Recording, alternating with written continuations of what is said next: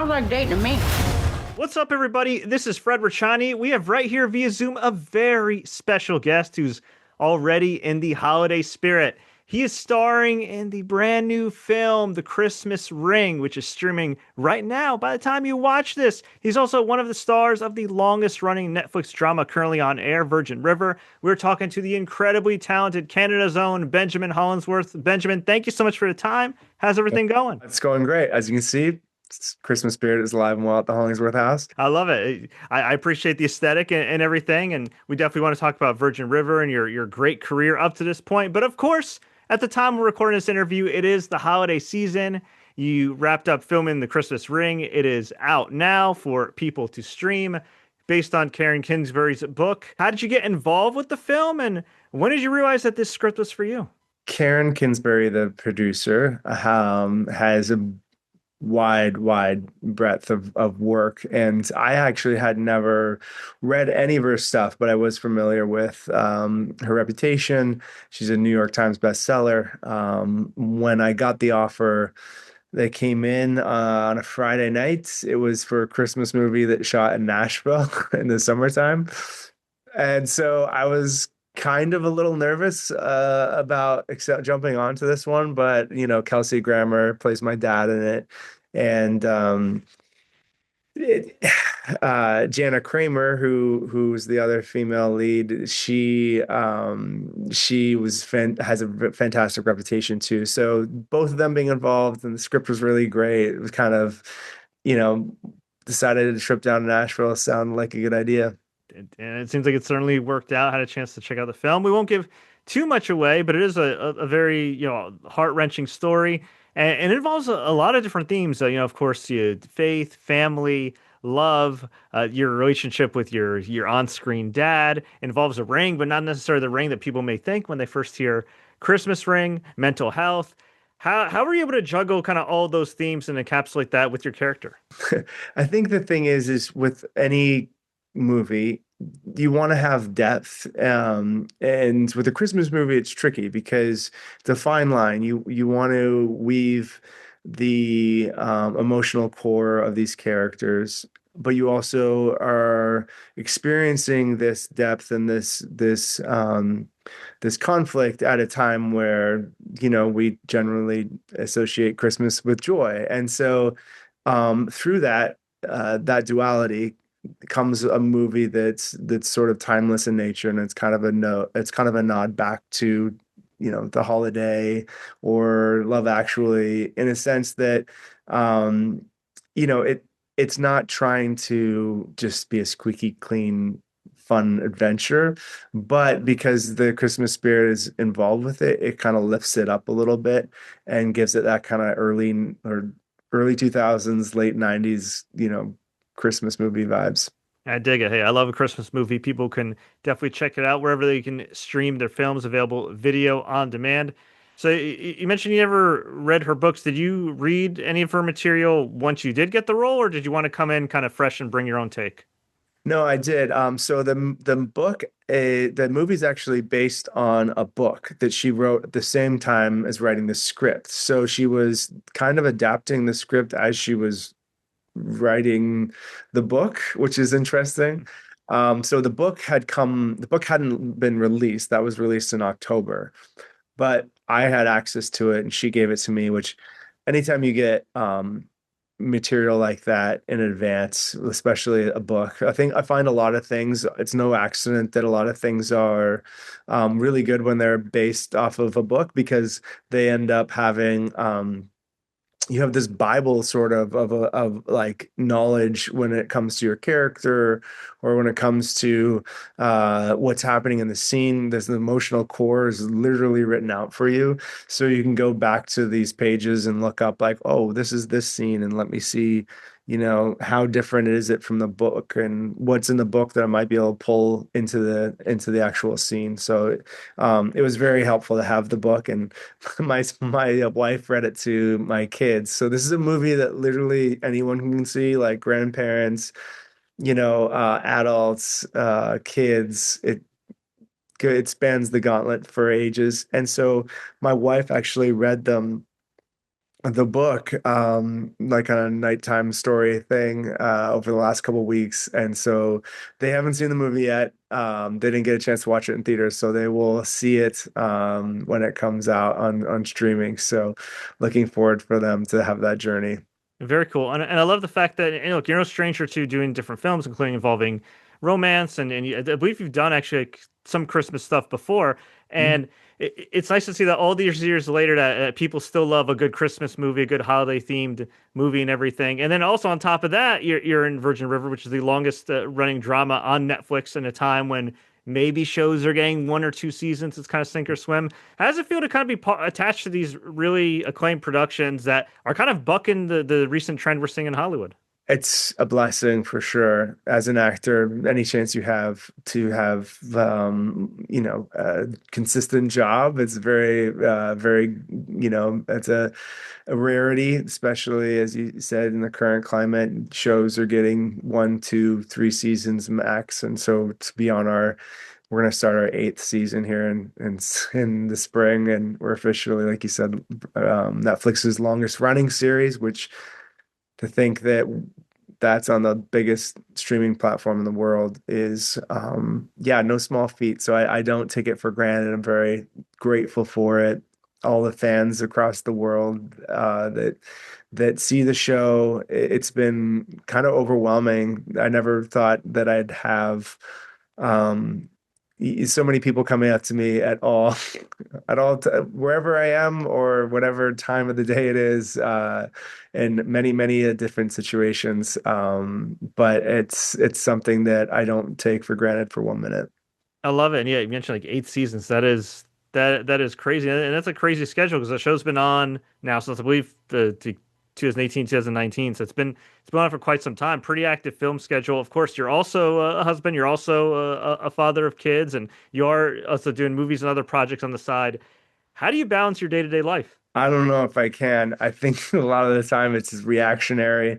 Um, I joke, but like I always make time for my family. In fact, that's the priority level goes family, then work. They are the most important thing to me. So I make sure that number one role as my dad is being a dad, and then everything else kind of falls second to that.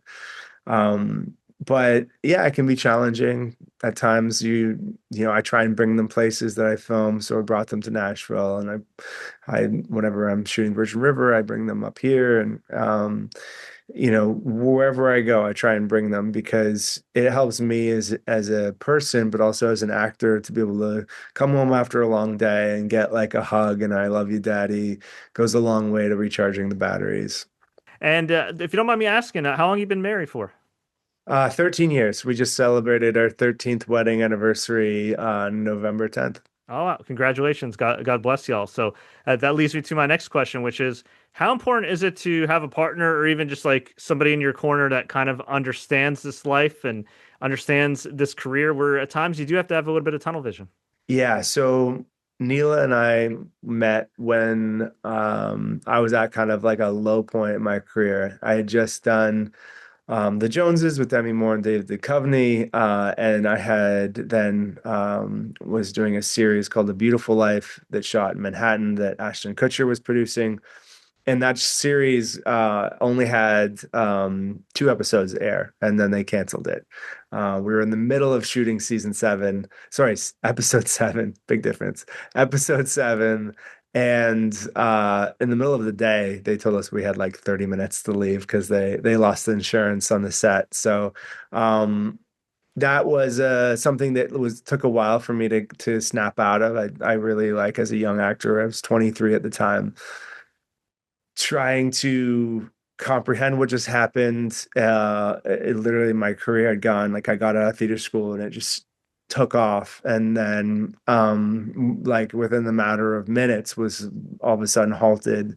And just because of the way the show was canceled, I took that with me for a while, and I didn't work for almost a year after that. And I met Neela during that year where I was like sleeping on a blow up mattress and like struggling to pay bills and just totally broke. And she fell in love with me at that moment when I was broke. And that meant a lot to me. And then, I started working that next year, shortly after meeting her. And I've been very, very fortunate to have not stopped over the last 13 years. So, being on the journey with someone who's started, at the bottom, has been so rewarding. And I always, this business can be a roller coaster, and doing it with someone you love and that supports you and that you are best friends with is so much more fun. It makes the ride less scary and more enjoyable. I love that. It's a beautiful story, and I'm glad you two connected, obviously. And 13 years later, here y'all are, and definitely a story of resilience too. Benjamin, we really do appreciate the time. Before we let you go, we always like to ask our guests some random and rapid fire questions just to get to know them better. Are you ready? Let's do it. All right. Favorite late night snack or cheat meal? Oh, a chocolate. I'm the worst with chocolate, like dark chocolate, really any chocolate. In fact, most of my kids' Halloween candy, I ate it. Hey, hey, relatable. Yes. You got to work with Kelsey Grammer, who is, of course, a legend. Did you sneak in between takes, like any questions about Frasier? Yeah. Like, how much money did you earn on that show? Five. So before Frasier, he did Cheers. He like 580 episodes of television. So it makes my like 7 seasons on Virgin River look very puny because I think we have like 68 episodes. So he's got like a 500 episode launch on me and only two of the biggest shows ever. So I was very humbled to be acting across from him.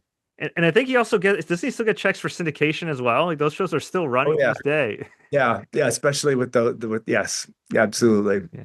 Hey, good for him. God bless. You're in Canada right now, and I know you've been bouncing around different cities and everything, including Vancouver. But from understanding, you're originally from Ontario. Yes. Okay. What's your favorite spot in Ontario? Oh, well, I mean, I'm kind of biased because I grew up there, but I really do love Brockville area because I have a cottage. We used to have a cottage, family cottage out there that I grew up at and spent all my summers there. So it's kind of between Brockville and Kingston, just for everyone who's American. It's just north of Syracuse across the Canadian border, and beautiful, beautiful, beautiful spot to spend your summers. A little cold in the winter though. Yeah. The Toronto Blue Jays, who you love, had a great season. I know it ended in heartbreaking fashion, but there's so many magical moments there. What's your outlook of the Toronto Blue Jays the next couple years? The 1992 and 93 we repeated. So, and I think we were like an inch, I believe, away from the World Series this year. So I will go ahead and say we will win it next year, and we'll run it in a more of divisive fashion. But I do think it'll be a rematch. I think it'll be the Dodgers again. I mean, Shohei Ohtani alone is just insane. But I would love to sweep. I would love to sweep the Dodgers in the World Series. They feel like they need to be humbled just a little. Blake, I'm not a Blake Snell fan. I don't know if anyone is who's not a Dodger, but yeah, they're not as likable as the Toronto Blue Jays. I'll say that much. I like that Hollywood actor perspective. Like we'll come back next year. We'll sweep them. You never know. It could Yes. it could certainly happen. Now with baseball, have you done any baseball related projects, and is that something you have your eye on in the future?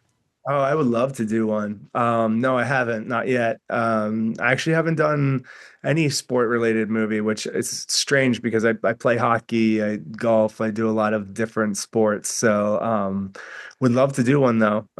So if there's anyone out there who's gonna make Moneyball 2, go give me a call. Awesome, definitely. Yeah, hit up Benjamin for sure. What's your most awkward moment as an actor? Could be something that happened in the Christmas Ring, Virgin River, when you were coming up. Anything that was wacky and crazy at the time that makes for a good story now? So I did a movie with Demi Moore and David Duchovny, like I was saying, very early on in my career. I was a young actor who had just gotten out of theater school, and I didn't really know much about the acting in the film world. And so I was doing a scene with David Duchovny, and all of a sudden we're like halfway through a take, and I hear, and I'm like, "Excuse, what was that?" And then I hear it again, and I look down, he's like, "Hey," and he's got like a little fart machine. Like, this is great, man. These dailies are going to the studio, and they're gonna think that I have like the worst cats in the world. But it was great because it kind of lightened me up, and it made me not as tense, and realize that, like, even though this big, important, multi-million dollar film was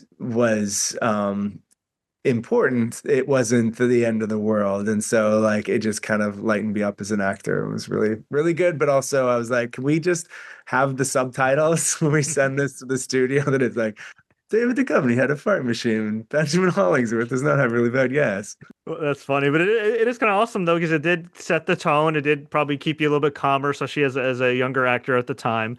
So, Yeah. did you kind of take away any lessons from that experience? Where now that we're you're number one on the call sheet at times, like, hey, okay, I can set the tone. It obviously we take our job seriously, but it doesn't have to be this like tense atmosphere. Yeah, when I was doing Code Black, which is a medical drama, for CBS, we used to have the saying that we're not saving lives, even though we were in the TV series.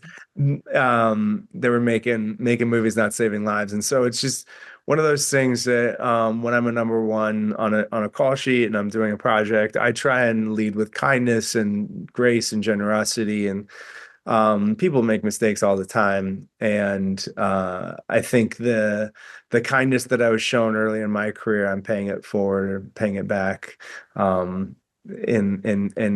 just about every time I'm on set. So I'm very thankful to the experiences I had when I was younger, and I'm hoping to pass some of that on to other young actors. Great to hear. In that case, we'll get you on a couple high notes. What's your best piece of advice for success? Resilience. We spoke about it a little bit earlier, but this industry is brutal, and not unlike baseball, in the sense that you fail most of the time.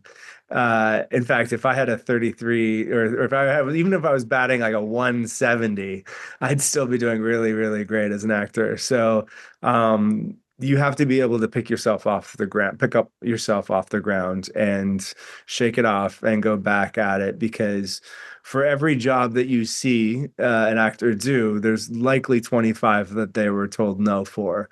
And that's a good average. If you're hitting like 1 for 25, you're doing pretty well. So a lot of rejection, and you have to really, really love it. But resilience would be the number one thing. Great advice for sure. And for anybody that hasn't already been convinced, why should people check out The Christmas Ring? It's a movie about hope and reconciliation. And like I said, it has depth to it, but it's still like uplifting, because it takes place around Christmas time, and it's for the whole family. It's one of those things you can cozy up on the couch and have mom and dad there with the kids, and the whole family can watch it. And yeah, maybe make it a annual tradition. Awesome. Very well said. And for anybody that also hasn't already been convinced and is wondering, like, Virgin River, this show has been running forever. Maybe I should check it out.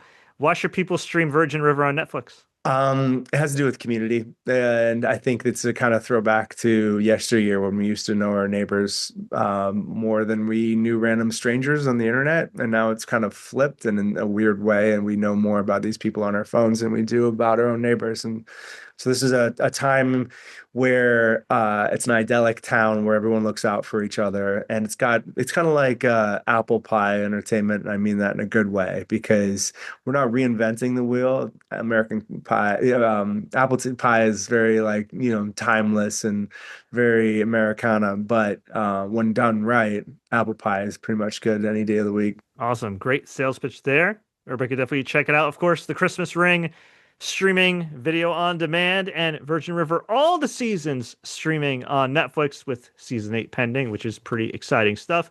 Bonus question, Benjamin. Is there anything you wish I asked you in this interview? No, you did a great job. No, you batting 1,000. Let's say that.